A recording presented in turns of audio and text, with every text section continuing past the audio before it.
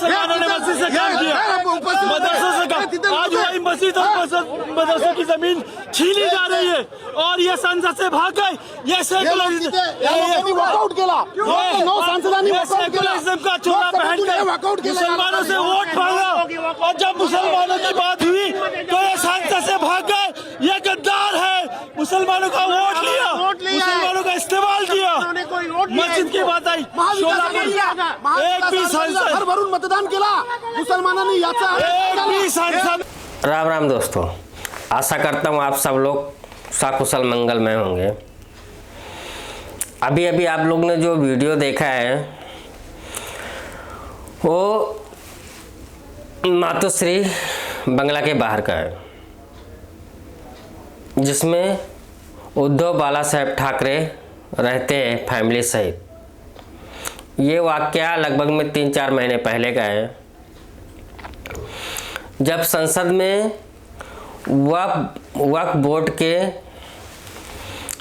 जो संशोधन है बिल का वो किया गया था और जिसमें उद्धव ठाकरे के 9 के 9 एमएलए वॉकआउट करके संसद से बाहर चले गए थे। कुछ लोग को कहना है कि वो कैंटीन में थे, संसद के कैंटीन में बैठे हुए थे। तो ये जो भीड़ है ये मातोश्री के बाहर धरना देकर के बैठी हुई थी कि आप लोग ने मेरा वोट ले करके और मेरे साथ ये नाइंसाफ़ी क्यों किए, आप लोग गद्दार हैं। आप लोग वीडियो में सुन ही रहे होंगे कि कैसे मुल्ले लोग बोल रहे हैं कि ये उद्धव गद्दार है। तो आज विषय ये है कि जो हार का एक उद्धव शिवसेना जो हारी है उसका एक मुख्य कारण ये भी है, आप लोग एक ऐसे शांतिप्रिय समाज के साथ जाकर मिले हैं जो कभी भी आपके सगे नहीं हो सकते। जब तक उनका काम साधता नहीं है तब तक वो आपके साथ है। जिस दिन उनका काम निकल गया वो आपको छोड़ करके 1 मिनट भी नहीं लगाएंगे जाने के लिए। ये ऐसे कौम है जो कि कभी भी काफिरों के साथ खड़ी नहीं होगी। वो काफिरों का इस्तेमाल उतना टाइम तक ही करते हैं जब तक वो काफिर उनके किसी काम का है। इतनी बुरी हार आपका इसी कारण हुआ है क्योंकि एक ज़माना था जब कोई भी शांति प्रिय समाज मतलब मुसलमान उनके गेट पे, मातोश्री के गेट पे खड़े होने की हिम्मत नहीं करता था। आज हालत ये हो गई है, पूरा भीड़ हुजूम जाकर के मातोश्री गेट के सामने धरना देते हैं। बाला साहेब ठाकरे होते थे तो क्या आप सोच सकते हैं कि बाला साहेब जी के सामने जीते जी कोई भी ऐसी हरकत कर सकता है? नहीं, सपने में भी नहीं सोच सकता कोई। आप उनके पुत्र होकर के आपने ऐसी हरकत की है जिससे हिंदू बहुत नाराज हो गए। जो सोचा लोकसभा में कि आपको वोट दे दें, आपके साथ खड़े हो जाए, और जब आपको वोट दिया संसद के टाइम पे लोकसभा चुनाव में, तो आपने क्या किया? आपको वक्फ बोर्ड संशोधन बिल के साथ में खड़ा हो जाना चाहिए था कि हाँ, जो सरकार कर रही है वो सही कर रही है। जो ज़मीन कब्जा कर रहे हैं वक्फ बोर्ड के थ्रू वो हिंदुओं के कर रहे हैं, लेकिन आपने ऐसा नहीं किया। आपने शांति प्रिय समाज से डर कर आप मुसलमानों के साथ में किए। ये एक सबसे बड़ी गलती थी आपकी, जो कि आपकी पार्टी की ये हालत हुई है, जो 20 विधायक पे लाकर आपको खड़ा कर दिया है। 56-57 विधायक थे 2019 में जब इलेक्शन हुआ था। इतनी बुरी हालत तो ना होती अगर आप ये बिल के साथ में ना खड़े हो दिखते थे। तो दूसरा भी वीडियो चला रहा हूं, देखिए आप लोग।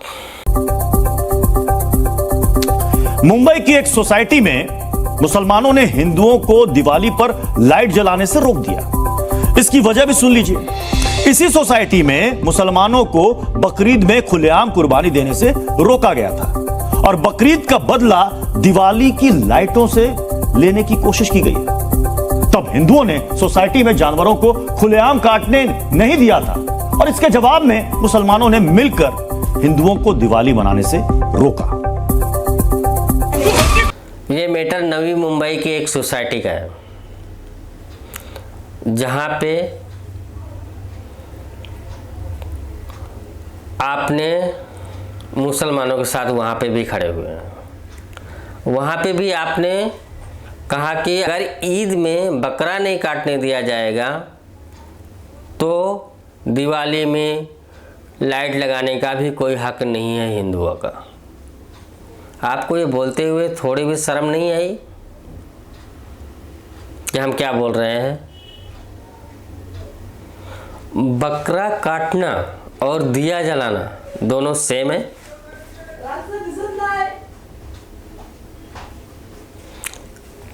दोनों में बहुत फर्क है।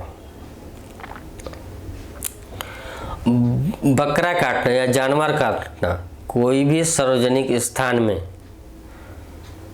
खुले में ये कानूनन अपराध है। दिया आप कहीं पे जला सकते हैं, लाइट कहीं भी जला सकते हैं, कोई अपराध नहीं है। लाइट अंधकार को दूर करता है और सत्य मार्ग पर चलने की प्रेरणा देता है, बुराइयों से दूर करता है। लाइट जहाँ अंधेरा होता है वहाँ पे बुरी शक्तियाँ रहती हैं, मतलब राक्षस रहते हैं। और राक्षस कौन है ये मैं अपनी ज़बान से कह करके अपनी ज़बान नहीं गंदी करना चाहता हूँ। क्या आप सोच सकते हैं कि बाला साहेब ठाकरे रहते थे तो क्या ऐसे ही करते थे? अरे वो सोसाइटी में ये कहने की भी हिम्मत नहीं होती थी अगर वो जिंदा रहते थे तो।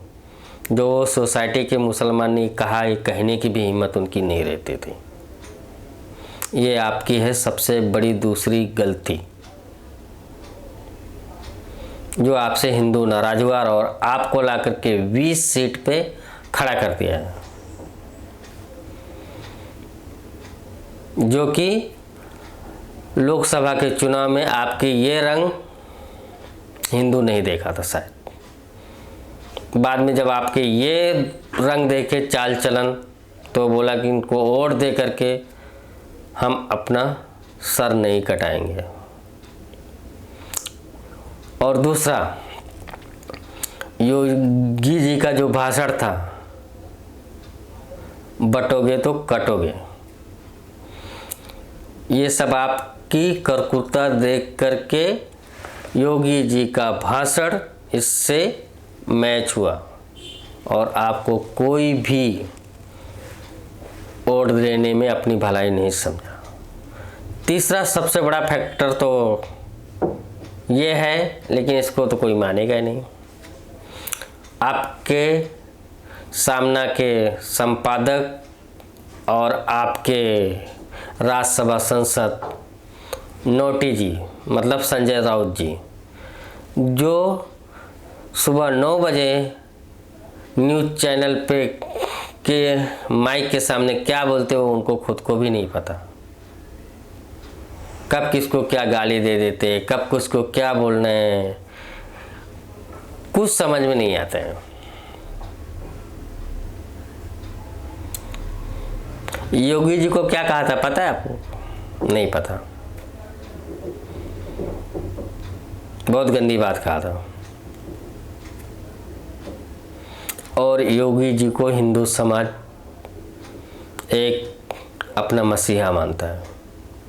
जैसे आपके पिताजी को, बाला साहेब ठाकरे को अपना मसीहा मानता है, वैसे ही योगी जी की इज्जत हिंदुओं में एक मसीहा की तरह। आशा करता हूँ दोस्तों आप लोग को उद्धव ठाकरे के मेन 3 फैक्टर जिससे उनकी इतनी करारी हार हुई है, हार तो वैसे भी होती थी लेकिन इतनी बुरी शायद नहीं होती थी, थोड़ी सी लाज लज्जा बच जाते थे। जो 20 आए हैं 20 की जगह 30-35 तो ज़रूर आते थे, इतनी बुरी हार नहीं होती थी इनकी। आशा करता हूँ दोस्तों आपको ये वीडियो पसंद आया होगा। प्लीज़ मेरे चैनल को लाइक और सब्सक्राइब करें और जो गलतियाँ वीडियो में हो रही हैं प्लीज़ कमेंट में ज़रूर बताएं। आशा करता हूँ कि आप सब लोग मेरे चैनल को लाइक और सब्सक्राइब ज़रूर करेंगे। जय हिंद, वंदे मातरम, भारत माता की जय।